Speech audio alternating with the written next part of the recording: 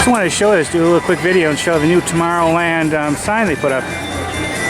I actually like the old one. I thought the old one was cooler. This is kind of, personally I think it's kind of boring. But, I mean, it's not up to me, but I know change is inevitable, so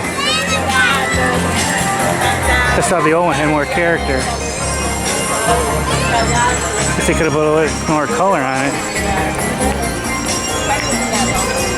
Of course, there's Tomorrowland in front of me.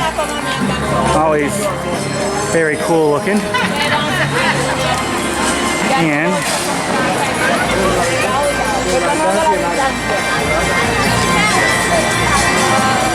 okay. Pretty warm today, I gotta say. Alright, I want to show you the new sign. I forget when they first installed it like this, but I know it hasn't been that long.